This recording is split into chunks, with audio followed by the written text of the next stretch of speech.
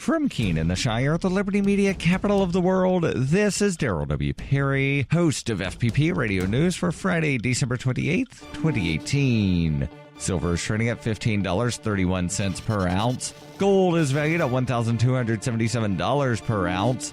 Zen is trading at $5, and the average price of Bitcoin is $3,655.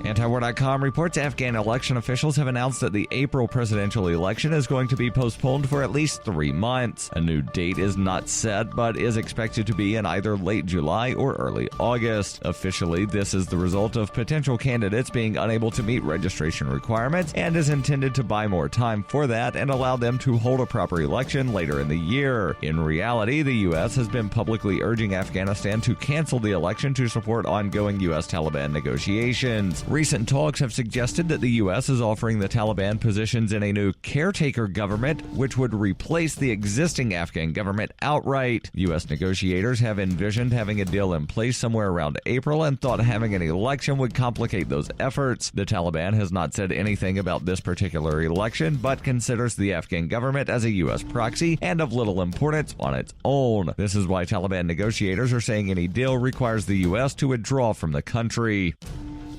When you hear the word lobbyist, you probably think about greedy corporations, but not all lobbyists are the same. Some are fighting for the freedoms you hold dear. Liberty Lobby LLC is doing just that in New Hampshire, working hard to represent you, not some special interest group. You can help by going to libertylobby.info, where your contribution will give us the tools we need to ensure that your voice is heard. Visit libertylobby.info today to find out more.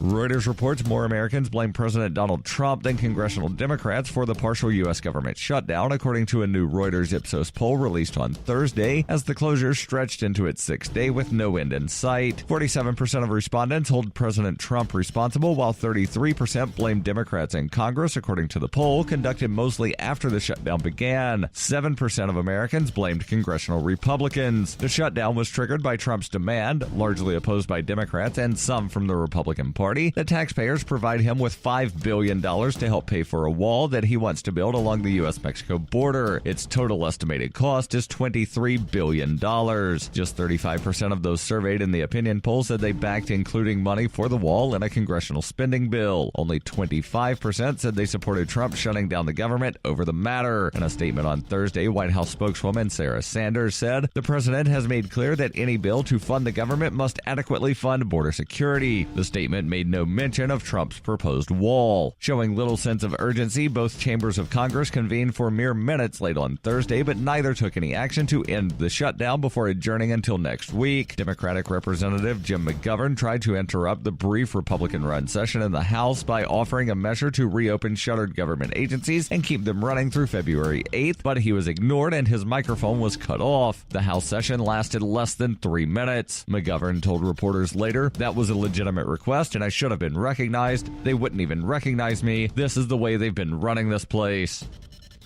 Zencash has changed their name to Horizon to better represent their transition from a cryptocurrency to a pioneering platform that protects consumer data. They are working towards the day when anyone will be able to build privacy-based applications on the Horizon platform. The unique spelling of Horizon is a nod to their heritage and recognizes that they remain committed to the vision that their project was built upon. Their coin and ticker symbol remain ZEN. Learn more at horizon.global. UPI reports a pro-gun group's lawsuit is seeking to overturn the Trump administration's planned ban on bump stocks. Gun Owners of America, as well as some other pro-gun groups and individuals, filed suit Wednesday in the Western District of Michigan that opposes the restriction on devices that allow semi-automatic weapons to fire more rapidly. They are asking the court for an injunction to block the Bureau of Alcohol, Tobacco, Firearms, and Explosives, ATF, from moving forward with the ban, which was announced by the Department of Justice on December 18th. The ATF is part of the DOJ. Once the final rule is published in the Federal Register, owners will have 90 days to destroy their devices or turn them in to the nearest ATF office. In the rule change, the regulatory definition of a machine gun includes devices similar to bump stocks, subjecting them to restrictions imposed by existing firearm regulations. Machine guns fire automatically by pulling the trigger once, unlike bump stocks that cannot be fired with a single hand. This has been FPP Radio News, online at FPPRadio.com.